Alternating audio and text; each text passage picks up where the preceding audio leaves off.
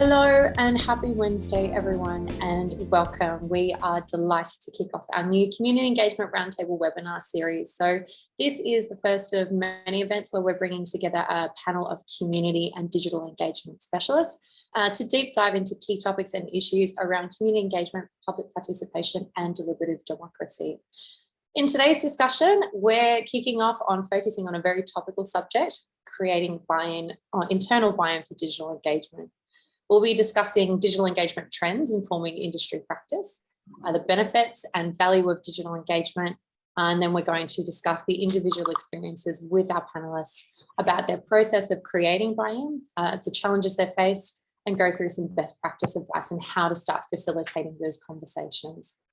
In case we haven't met, my name is Tanya Reese and I'm a Customer Success Manager here at The Hive. Facilitating with me today is Andrew Coulson, Head of Customer Success, and fellow Customer Success Manager, Valerie Hastings, who is going to be our chat room chief and managing your questions as they come in.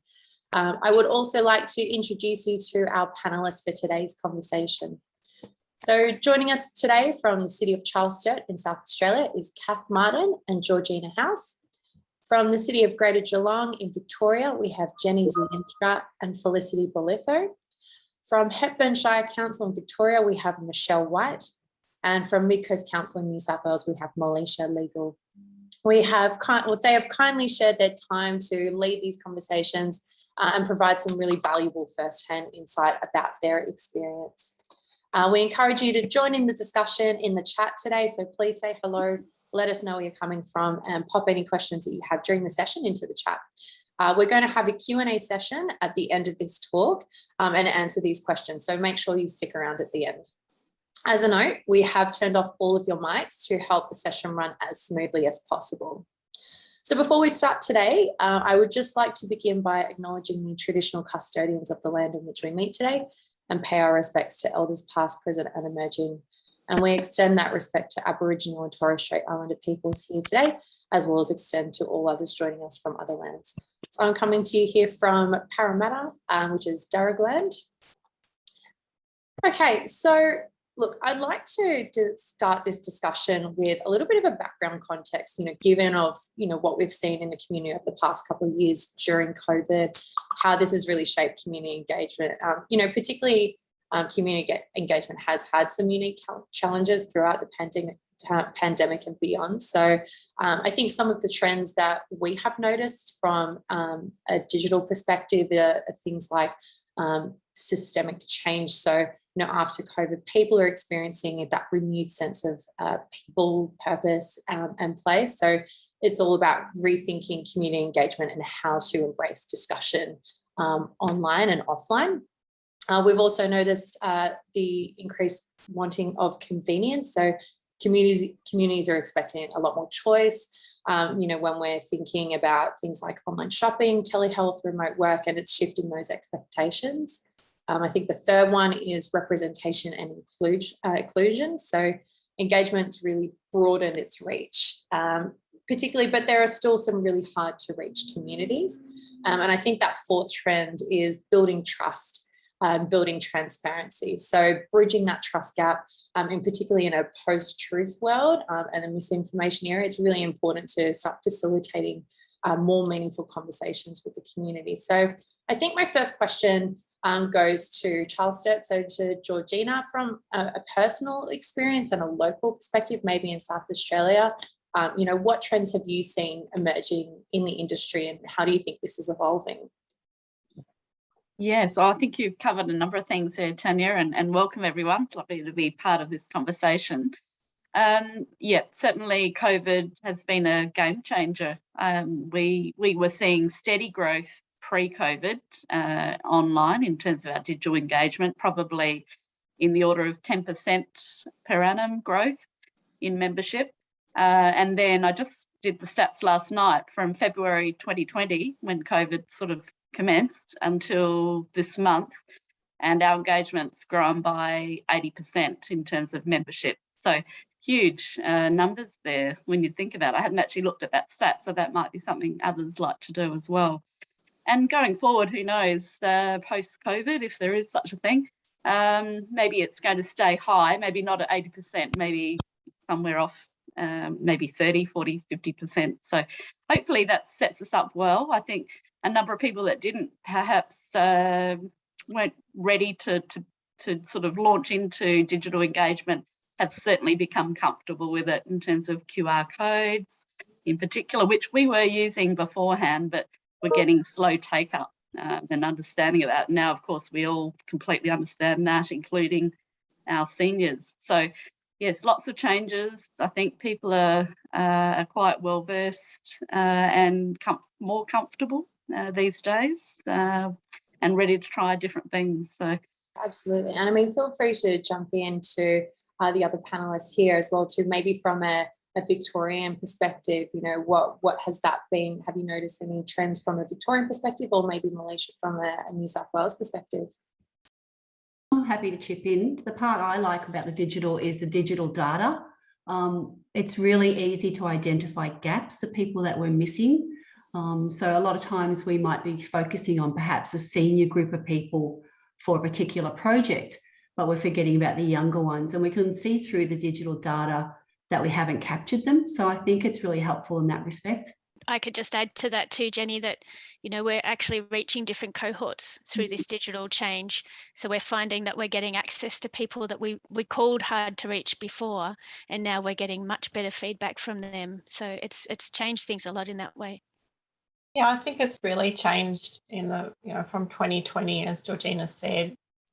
For us at Hepburn, we really didn't have any online engagement really at all, and amongst the other engagement professionals in the networks that I move in, it was kind of the poor cousin to in-person. I think it's really changed in that it's now sort of on an equal footing. There is an expectation now from our community that we do have online engagement, whereas before they would have only done in person. I now think if I look across the usage levels, they sit side by side. Absolutely. And when we're talking about, I guess, we've got a lot of these trends that are happening, but do you think, in your opinion, there are any specific trends that you think are maybe leading the way in changing the way we engage with the community? Are you seeing something that is a lot more prominent in, you know, changing the face of how we communicate or how we receive feedback? Yes, one I was sort of reflecting on last week with a couple of people from our team is some of the changes in the technology area. So artificial intelligence, which we're already using. So the Hive, for example, with the translation tool, uses that artificial intelligence, the community sentiment gathering, and I'm assuming maybe even the moderation tool. So where that leads us into the future, more of that machine learning and making good use of that.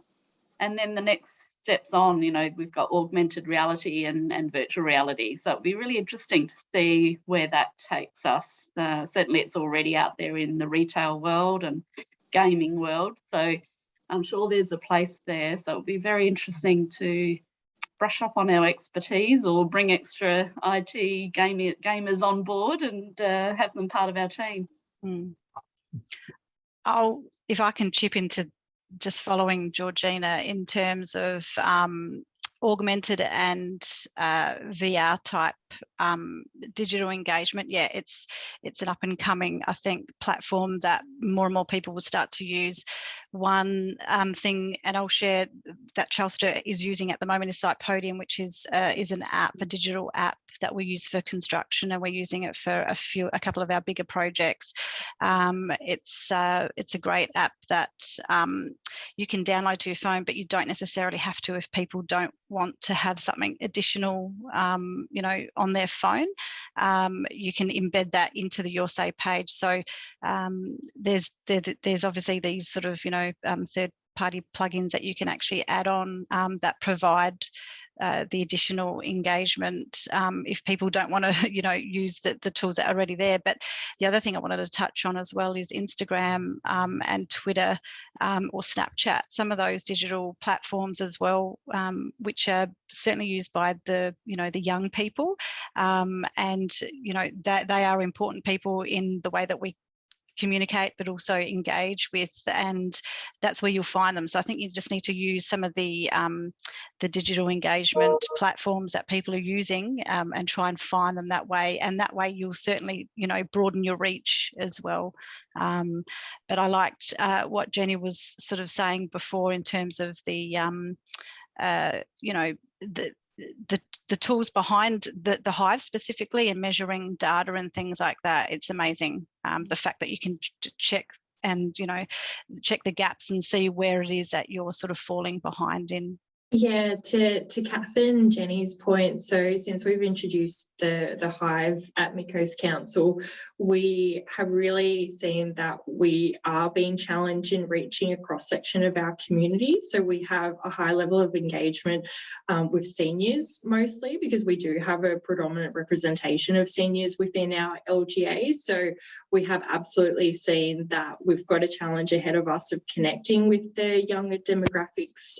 So it isn't just enough to use a digital engagement platform, that you do need to utilise the social tools that are touching those younger age demographics to really make an impact as well.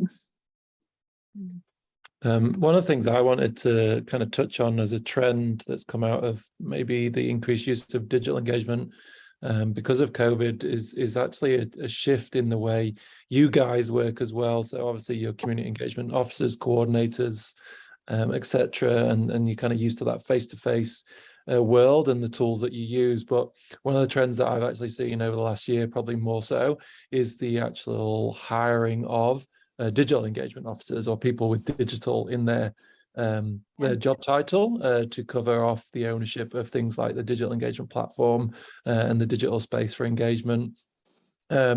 I don't know if I don't think any of the councils we've got represented here kind of, Militia, is that your title? Yeah. So I was absolutely going to jump to your point, Andrew. So we have really seen how much value digital engagement has made an impact on our organisation, to the point where we went through a department restructure and created a dedicated digital engagement team.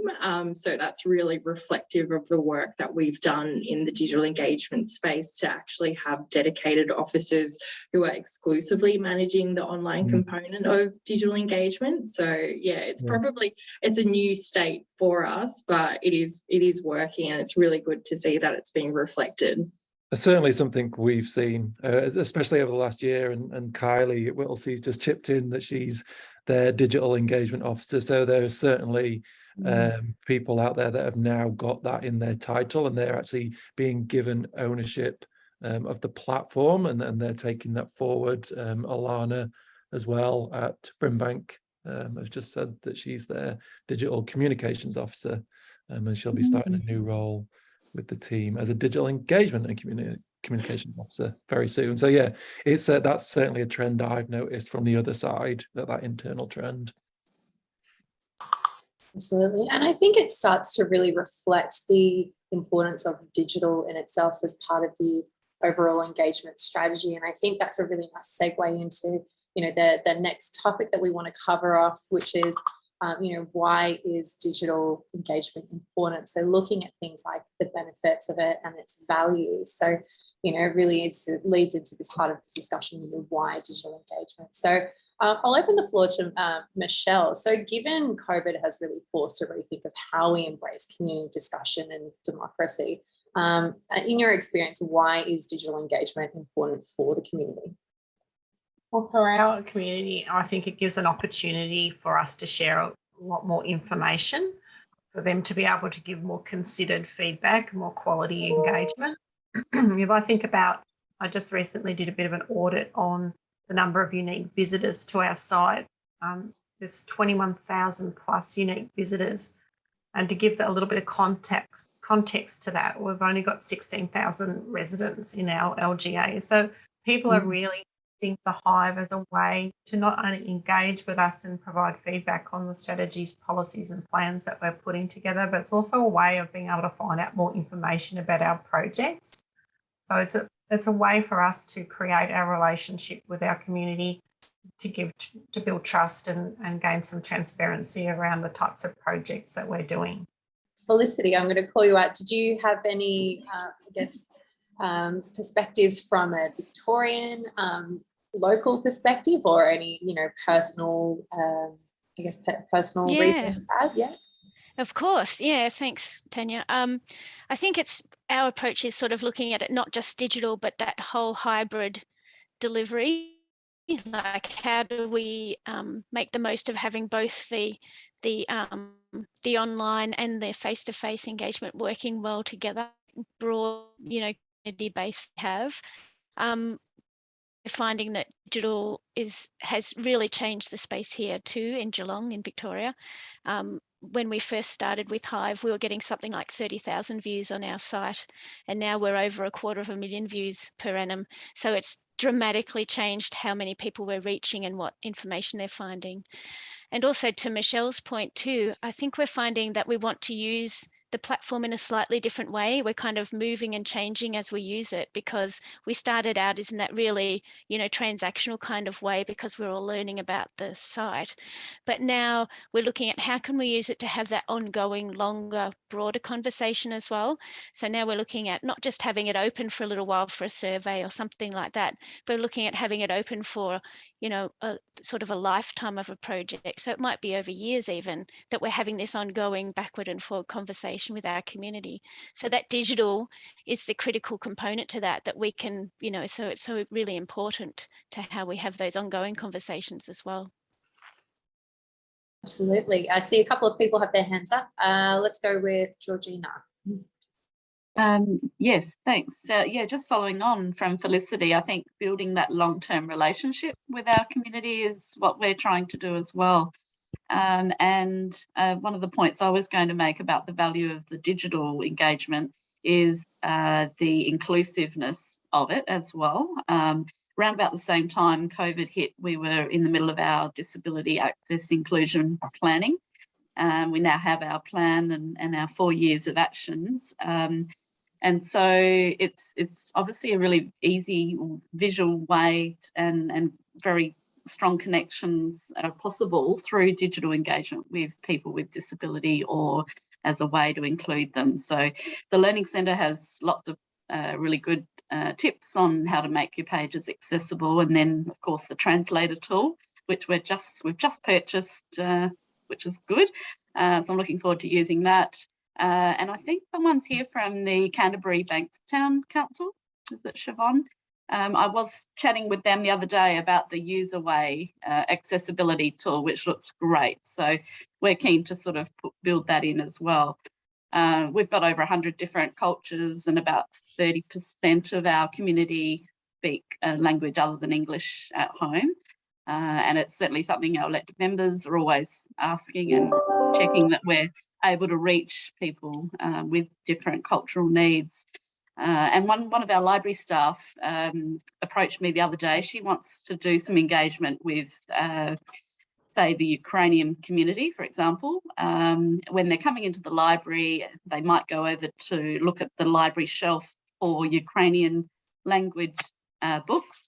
And she wants to put a little QR code there that links them to a survey through our Hive site. So we're looking at ways that we might be able to use, say, the Flow survey form with lots of graphics, not so much the words, and say, what sort of books are you interested in?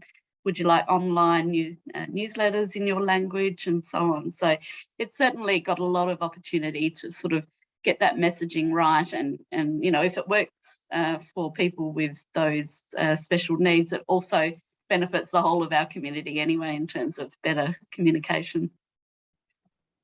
Absolutely. Melisha, did you want to add to that? Yeah, so at Midcoast, we've sort of got a combination of everyone that's spoken so far. So we have a variety of projects where we haven't just led with the consultation only approach. So we do have a variety of, we've created them almost as hubs, where they're project hubs where we're keeping our community updated with a variety of different projects happening in different spaces, which will just continue to live on forever. So that's a really great way to give the community a place to come and find out what's happening in different spaces where traditionally we may have not had that information available on our main council website. We have also implemented the UserWay tool, to Georgina's point, and it is a fantastic tool in regards to just the general accessibility of the Hive website. I suppose for us at Mid Coast Council, one of the things that's significant to our LGA is that we do have a vast geographical spread. So we do cover 10,000 square kilometres, and we have a population of just over 96,000 people across that entire LGA. So we do have some challenges in our day-to-day in being able to reach all of those audiences and part of the communities that we may not physically be able to get out to on a day-to-day basis. So definitely with the implementation of the Hive, for example, we had our draft rural strategy project on exhibition for a period of 5 months. And if you can imagine, there are a lot of people in that community that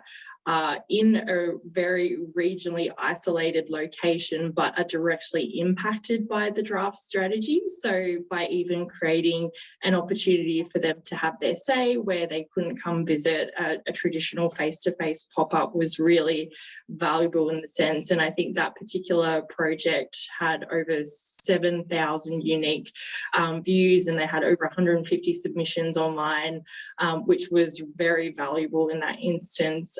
Being able to create those opportunities that traditionally they would have missed out on. And then we also, in that particular project, have a representation of people who don't actually reside in our LGA but own property that was identified in that draft strategy. So again, that gave them the opportunity to have their say without the physical barrier of not being able to come and participate in that exhibition as well.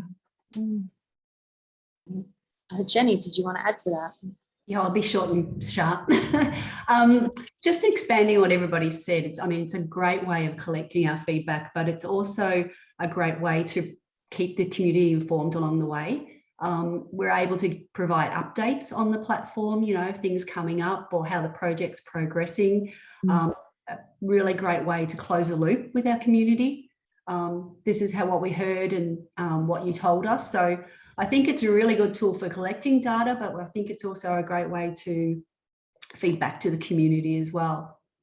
And so I think we've started to touch on a couple of these key processes that, as we're building up our digital capabilities in our organisations, we're starting to create those digital engagement processes. So, we're going to start coming into the heart of this discussion of, being able to create buy-in and how we do this. So I wanted to call out Geelong to start with, I guess, answer some of these questions. So we really wanted to understand from your perspective, what was your process for setting up digital engagement and how did you build it into your wider strategy?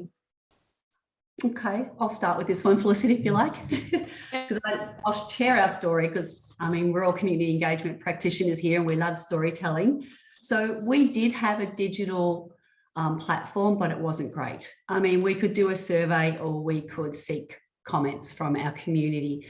So obviously COVID hit, there was changes to the LGA Act, things like that. So we looked at buying a new process. Rather than just the team selecting the process, we engaged the whole organisation. We engaged management officers to come and have a look at the demos and then tell us their preference and why. So it was more a method of getting their buy-in rather than us just selecting a program and saying to them, this is it. So that was really good for us from management as well to get their buy-in. Process and things like that, we have a process in place, and sorry about my voice, we're a small team of 3 at the City of Greater Geelong, and we overview the whole engagement process of our officers. So we have a process in place, and I don't know if you want to drill down this far, Tanya, but our officers will come to us with a project. All officers need to come through our team. We have an engagement calendar set up so people can see what other engagements are happening at the time to avoid duplication and asking the same community multiple times. As we know, they can get confusing and frustrating. So from there, we also have a lot of resources. We spend time upskilling our staff to get that buy-in, and as well as the learning hub that this Hive have, we also have an internal one where people can just come on and share their stories with each other, what worked with this project, what didn't. And that's a great way I feel that we're getting the buy-in from our staff. They're talking to each other, a bit of a debrief, that sort of thing. We work really closely with our comms guys. So whilst communication isn't in our title, we work really close with our comms team. They do the digital side for us and the other communication sort of thing. And my voice is dying, so I might click over to Felicity. Sorry. No, that's a great summary. Thanks, Jen. And I guess I'll just do the boring bit around the policy and strategy and everything. So we did find that having, the new Local Government Act come in and have engagement and deliberative engagement built into that policy, into that act, was really valuable for us because we were doing our new community engagement policy at the same time. So therefore it became part of the tool that we use to talk to people about it. So while this wonderful work that Jen was leading around the new platform and how we're going to engage with people, we also had, this is a requirement. We really need to be doing this. So blending those two things together, especially for management, I think they found that was really valuable for them to be able to say, yes, we can provide this directive, and yes, this is how we would like things to proceed. So I think that really underpinned how we were able to get that really working across the whole organisation. As Jen said, from a small team, ours was around supporting them. So our approach is that we have put ourselves forward as a customer service department, and that we are there to help everybody in the organisation deliver the best, engagements that they can. So yeah, so we build those things together. And then the additional thing we have, I think you were going to ask me, Tanya, about the councillors, is that we now have a new councillor portfolio that the councillors actually instigated themselves, because they're hearing from community that that community needs to hear more, tell us more what they want to say, and the councillors need to hear it. So they instigated having this portfolio, and we meet with them quarterly each year and talk to them about what are the challenges they're facing, what would they like to hear, how do they deal with the squeaky voice, and all the things that they're hearing, and then providing them with the tools and information to go back out to community comfortably and confidently as well. So there's sort of all these different spokes of the wheel that all come together to help us sort of embed engagement across all of the organisation's work. Yeah, absolutely.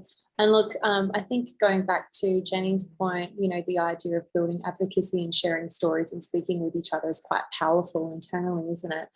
Georgina, did you want to add to that? Yes, just to add to that story, and then Kath might like to comment on our team structure a bit if she wants.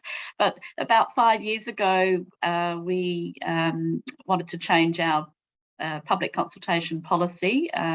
It partly came out of a need to consider some case law that came out in South Australia. So certainly our CEO and exec were really keen to sort of buy into it and be part of it. So we recast our policy and our approach to each project. And that sort of came from the top down, which was excellent, actually. So that was really good. And then 2.5 years ago, when COVID hit, again, the exec sort of said, wow, what can we do now that this has happened? What are all the different ways that we can engage with our community? So they were very much coming to us and making suggestions and wanting to work with the staff and the teams. As well as that, we embed our community engagement officers in some of our key teams where a lot of our projects are based, and Kath, that's part of our panel today, is part of our transport and asset engineering sort of part of our work. So we really enjoy that, because we get to work on a daily basis with the people that are dealing with projects and programs and timeframes. So we get to hear early what the projects are likely to be for the year or 4 years ahead even, so that we can start to plan early. And they get to know us and they get comfortable, and then we can pass on examples that we're seeing from other councils and sort of demonstrate ideas that might help them. So that's just a little bit of what's got us to today. But I don't know if you want to add to that, Kath. Yeah, I guess, yeah, exactly what you were saying. There's a community engagement person in a number of teams, which makes it a lot easier, I guess, you have there's more of us, I suppose, to be able to advocate to the leadership or management team for the way that we engage with people, best practice, but also the digital engagement is the key. So yeah, as Georgina said, I'm in the engineering team and deal with transport and other assets. And then we have an open space team where there's another community engagement person as well. And there's also in our animal management team, there's a community engagement person there too. So having a number of people embedded across the organisation makes it easier. We can certainly share different stories and advocate again, yeah, to the leadership team. I guess the other thing too is, you know, we hear from councillors, you know, that sometimes if we miss engaging with certain people, you know, we can't always do it online. So you have to have that balance between the digital tools as well as your, you know, hard copy stuff and face-to-face opportunities, so that we can, you know, we're balancing the way that we're actually speaking to our constituents. But yeah, I guess that sort of sums that up a little bit. The other thing I was going to actually mention is probably further into the questioning, but to ensure that we're advocating for digital engagement is also to brief the new council members. So we're coming into caretaker mode here in Adelaide. As of next week, we're about to start the election process for our ward councillors. So once they have been sworn in, there'll be an opportunity to, you know, to go through our policy, our strategies and how we consult within the city. I think sometimes it gets watered down, you know, over time. Some of the councillors like to do things, you know, in their own way, but obviously we have to follow procedures and policy and also the Act. So making sure that they're on board with us is key, I think, and having a fresh batch of people makes it a lot easier to be able to tell them or explain to them exactly how we've gotten to where we are now, so we don't lose any of that. Yeah, so it'll be quite interesting over the next couple of weeks. Great, excellent. Michelle, did you want to add anything before we move on? Yeah, I just wanted to add something from a small rural council perspective. I'm the only engagement specialist in our organisation and provide a lot of advice across a number of different types of projects. So I think that having the buy-in from our executive team, who really pushed, and I think, and also the environment that we were in, we really pushed digital engagement. We really kicked off digital engagement strongly through the council plan. So it really set a tone for the community that this is how this council would like to converse with you. And we heard strongly through the engagement for the community engagement policy that they wanted to have that ability to engage with us online and to be able to get emails and to be able to go on and read and be able to answer surveys and do things like that online, instead of just having to see us in person as people. So they wanted to have that option. So it was driven from the community's need and want as well. So not so much us imposing it on them, but them wanting it from us. So that's a really good part of it, because sometimes we sort of think about what our needs are to get our information out there, but it's also how does the community want to hear this information. And that came really loud and proud from our community. We want to hear from you more online. We want to be able to get on and read more about our projects that are affecting our communities.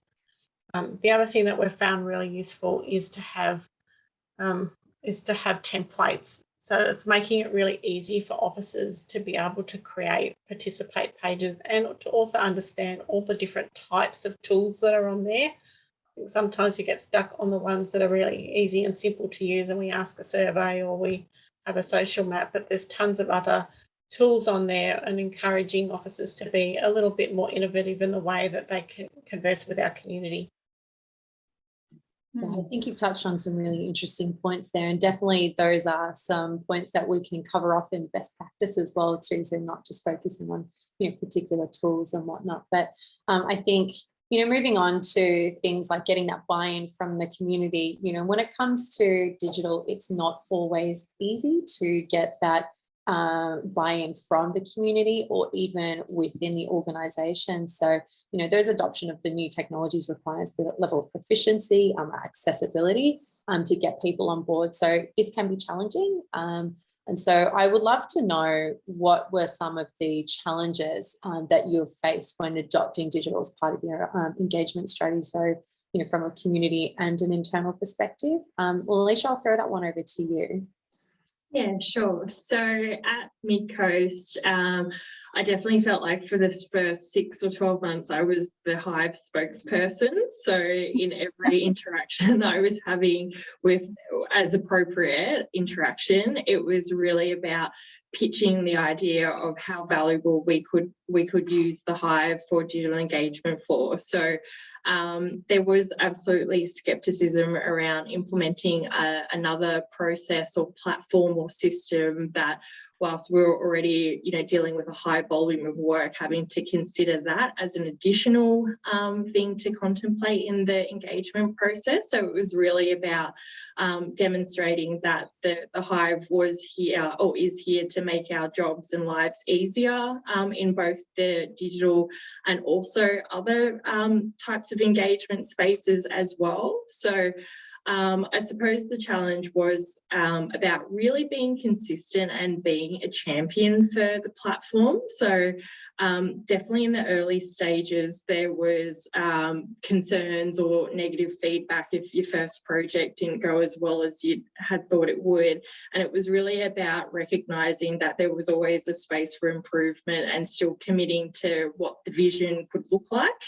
And also really driving home that the success of the Hive isn't only within the comms or the digital team. It's really a collaboration of everyone across the organisation who is delivering projects, that the success of a project will only be as successful as the planning and the solution itself. So really spreading accountability and ownership, that whilst we may own the digital platform itself, it's really about working together to try to craft the best solution that has a community lens on it as well. So yeah, definitely had some challenges for probably even the first 12 months of implementing the Hive, but I think it's all about organic growth. And also in our first early stages, I think when you're considering challenges, people can't conceptualize something that doesn't exist. And especially if you have traditional methods that didn't work very well. So we did actually use other examples of councils, and I know I'll put a shout out to Canterbury Bankstown because they were absolutely one of the best practice examples that we had used to really show what the potential of the Hive could do to our community. So yeah, we definitely worked through that. So thanks, Canterbury. Michelle, did you want to add to that? Yeah, I agree with Melisha there. I do find that having a look at what other people have done on the Hive is really useful. The way of just seeing things through different eyes and different perspectives. It's a way of learning as well. So I think that's been a really good way of thinking a little bit outside the box in the way we use the Hive. I think another way that we've overcome some of the barriers around ownership of pages, sometimes we're quite good at setting them up, but not so quite good at keeping on updating them. So the comms team and I meet quite regularly. We actually meet weekly, and just to have a look, okay, council meetings coming up soon, what projects will probably be decided on that we'll need to make sure we contact teams about. Our monthly newsletters coming out, who do we need to contact to let them know that they need to update their page? So we've got a couple of trigger points that we also talk to the teams when they're planning their engagement, to also think about, okay, in my comms plan, I need to think about updating my Hive project page here, and we've got some things built into our calendars too, where we touch base with teams and say, hey, time to update your page and keep that conversation going. Absolutely. Felicity, did you want to jump in there? Yeah, I was just going to add in one of the challenges we found that's a little bit different was that we had a bit of a culture where people would go to a consultant or the use of a consultant in the first instance rather than challenge themselves to run the engagement internally. We found that the platform has really helped us as we've helped people build up their skills and provided the resources, like Jen was saying earlier, that we shared with staff. They've become more confident to deliver themselves. So our reliance on consultants has decreased, which is a real benefit both for the community because we're hearing from them directly rather than filtered through an organisation, and also, you know, it's a cost saving at the same time. So there's lots of benefits to that change, and at the same time, you know, the officers in our organisation have grown in their both skill and confidence, so that, you know, they're comfortable going out and talking to community on even more challenging topics because, you know, the platform and the processes have provided them with a sort of a safety area. Yeah, so it's been really good. Absolutely.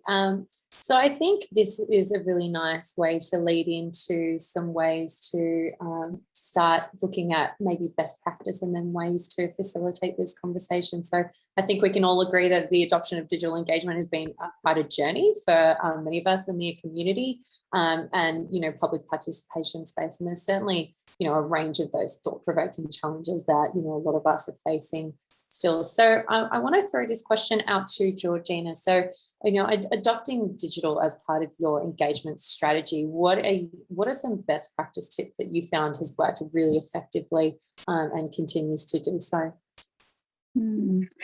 Yeah, probably two things come to mind. One is certainly showcasing examples. I know a few people have just mentioned that. It's so powerful to show someone early on in their project before they've really even maybe planned how they might like to approach their project, to show another example that's either a similar topic or uses a tool a certain way that might benefit them. So we do that all the time.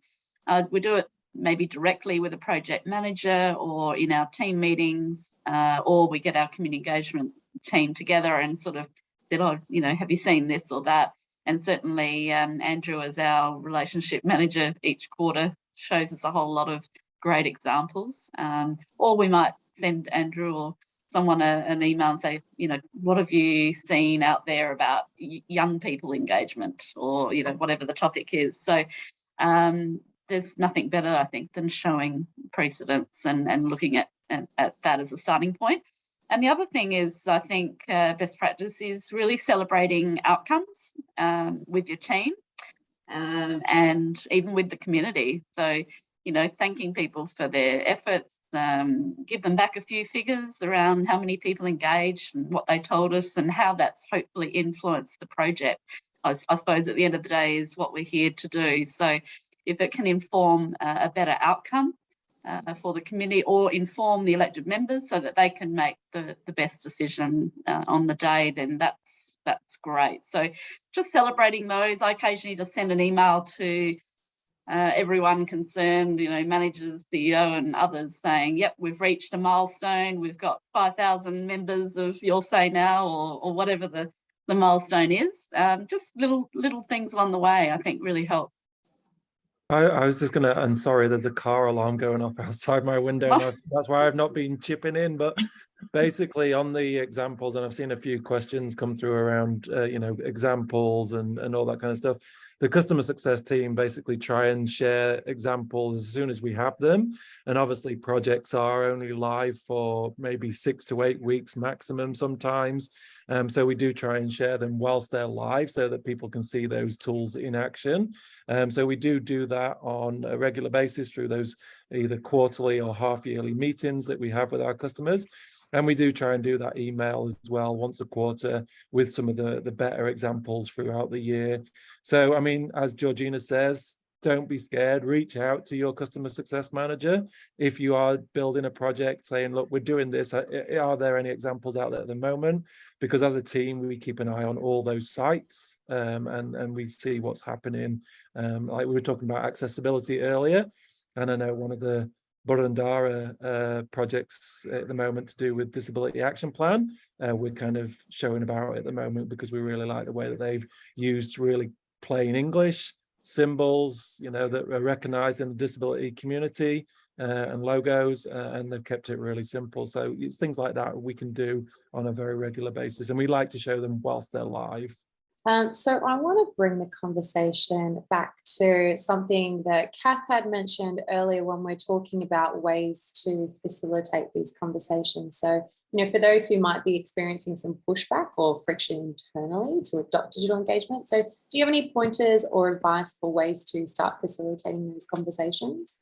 Oh, look, like I mentioned before, I think it's really just briefing your leadership team, management on you know, the way that you can engage further with residents, or anyone for that matter. I think that it's important. You need to be able to, senior management needs to be able to understand exactly what we do as community engagement practitioners. And if internally it's not there, then you're not going to get the support. So with the management leadership team, but also the new councillors or even the elected members, like we get them involved wherever we can.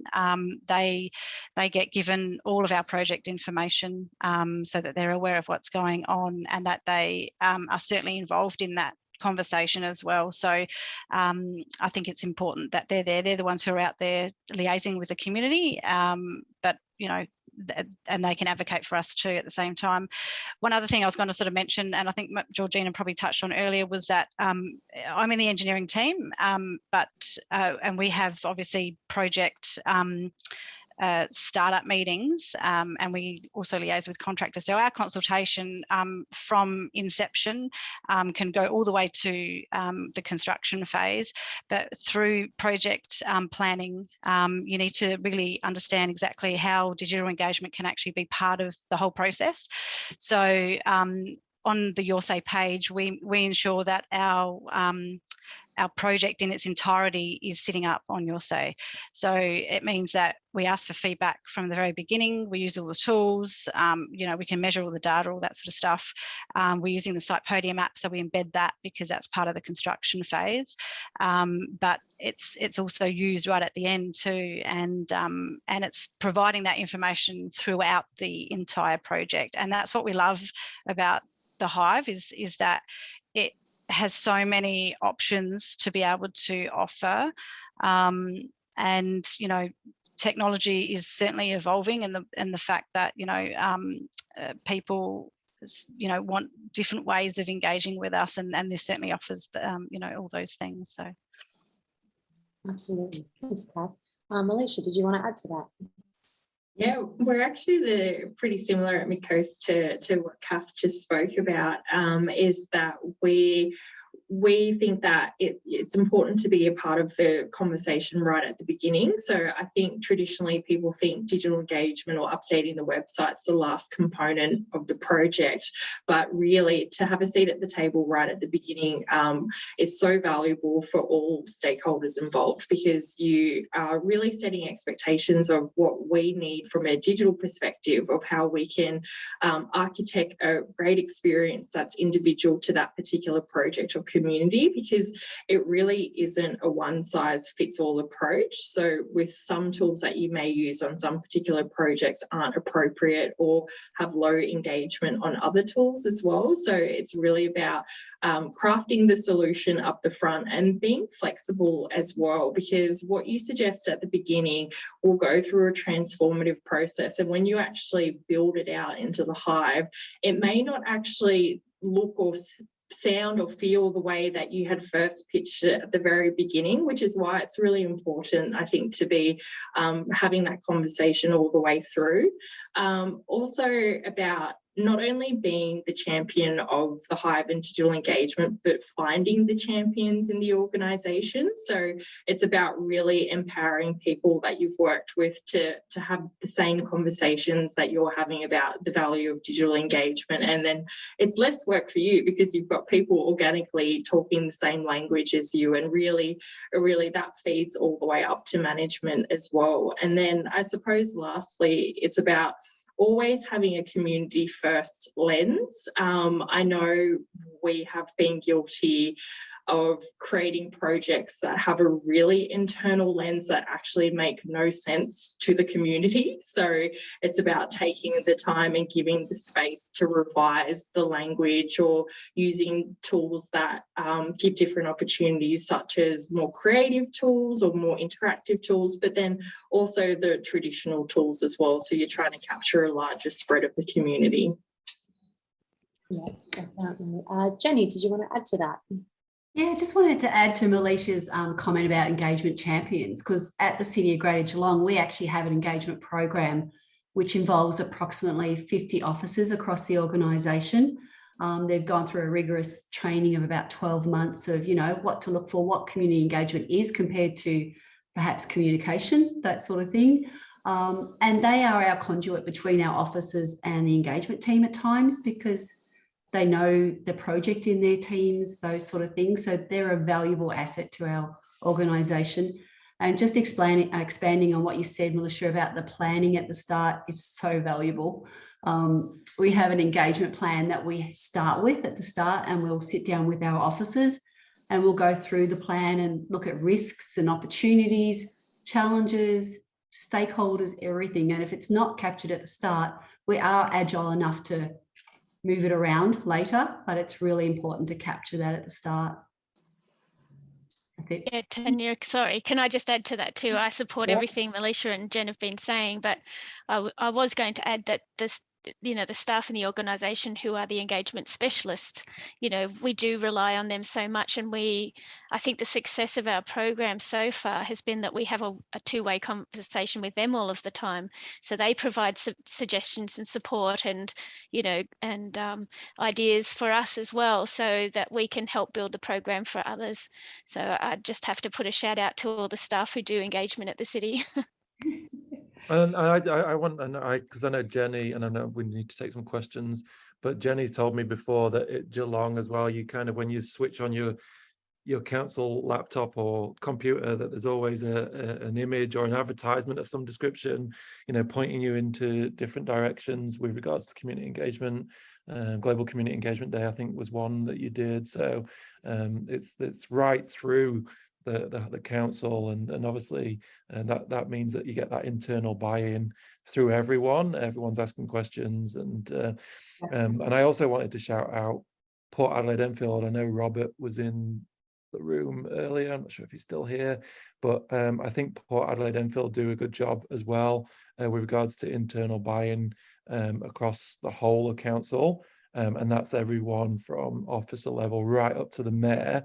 And if you look at Port Adelaide Enfield's Have Your Say site, the mayor is on quite a lot of different videos, and she takes a lot of ownership in what's going on with regards to consultation, and I think that's excellent buy-in as well. So across the communication stuff and promoting what's happening, taking ownership as well. So yeah, it's really good. Can I add one last example? I feel like I'm taking over. But we do have, it was a consequence of COVID, but we put in a director approval on engagement so that we weren't fatiguing or over consulting our community during this really awful, period of COVID just launching into our lives.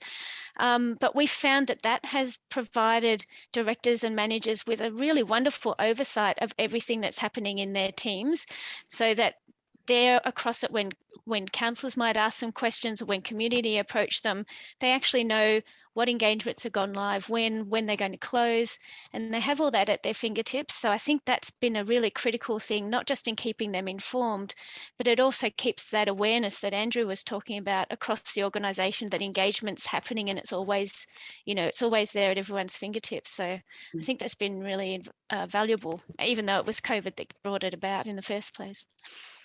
And just to expand on that, sorry, Geelong's taking over. We also send out a weekly update to management and officers of what's live on the platform at the moment and what is coming up that week, just so they're aware of what's happening in the region, and that's very informative for them as well. Absolutely. I think that we've touched on a lot of really great examples of, just how we have been able to, start to build some of that internal support and storytelling with, not just internal teams, but also, getting that community support as well too. So with that, we will be closing off pretty much all of the topics in that conversation. Thank you, everyone. So we're going to open up to participants to ask some questions for some Q&A. So Andrew, Valerie, are there any good juicy questions that we can answer? Yeah, before Valerie does read out some of the questions, I also want to say there's some really good comments as well in the chat. So thank you everyone who's attending and taking part and sharing stories in the chat as well. That's great. Well, we did have a question a little bit earlier, and I think this touches on something that we've spoken about before. But what is everyone doing in terms of signing in for panel members and registration? Obviously, we've done a webinar on this before. If you're forcing registration or you collecting demographics on the survey level, but it's something I think that's interesting to just touch on quickly if anyone has any big opinions on it. But we are aware of that webinar, and it really was a topic of conversation internally for us as well. So I think we made a decision that whilst we were still in our early growing years of getting people to just engage into the Hive and have a new platform for them to use, that we made a decision that with formal types of consultations such as like policies, strategies, etc., that had a formal submission template, we decided that it was part of a governance process that we would we would ask people to sign up as a Have Your Say member because it reflected as a formal submission. However, in the spaces of more casual engagement opportunities, we made it generally make it optional depending on the project as well. So I don't think for us we can have a hard rule between the two just yet. It is something that we do put back on the table and discuss, but I definitely think you need some time and experience and need to build trust and value with the community first before you can start creating potentially some additional barriers for them to engage with us. Definitely. Jenny, anything to add? Yeah, we just expand on that a little bit. We're similar. We're optional at this stage. We have got over 4,000 registered members still, saying that. We are doing a recruitment drive in November, so this will be interesting to see if it entices people to sign up or not. So I'll watch this space. I'll let you guys know. Thanks. Georgina, anything else for you? Oh yeah, just to quickly say, we basically require registration on all our projects, and it's only really by exception. And I think there's only been maybe 2 projects in the last 3 years where we haven't required sign-in for some reason. And so I think the effort is on trying to show the value, the ability for people to be able to follow a project or receive an update on a project. And one of the things on my to-do list is to go out to our community centres and work with our digital learning support staff who teach our community how to use Gumtree or how to load photos from their phone and so on. So I think that's just another thing, like how to sign up to Your Say so you can also be part of it, and to remind them that they only need a smartphone, they don't need a computer, because a lot of people will say, older generation, I don't have a computer, I don't want to use that. But it's just explaining it and taking the any fear that they have around what we're doing with the data that they give us. So that's just where we're at. We also had a question regarding internal learning hub. So I think that's also anyone who has internal staff pages, really. How are you facilitating those? I know we touched on it briefly already. So just any other information? That one was specifically for Jenny, because when Yes. Jenny said that she's got that internal learning hub. So Jenny, I think we'll throw that one to you. Okay, that's fine. It's a really great resource, or we're finding it a great resource where it's Have Your Say page. It is hidden from the search, so the community can't find it. And we share the URL with our staff. Now, on that page, it has multiple things. It has what the peers are doing, internal or external. So what Andrew was saying before, we'll highlight some projects of what officers are doing internally or externally. We'll put on their tips and tricks of the trade that we're finding, you know, someone's come across and said, did you know this? And we'll put it on there. Also, as I mentioned earlier, it's a spot for our officers, a really safe spot where they can say, hey, I'm doing an engagement on a master plan. Who's done one before? What's worked? What hasn't worked in particular? We have a suite of reporting templates.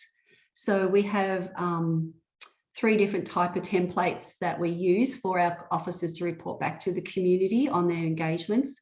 And we have examples of them on this hub, so people can have a look at that. There could be just updates, again, internally or externally, what's happening in the community space, some great resources out there. It's endless, sorry. No, that's great. I think that's a great recap. Thank you.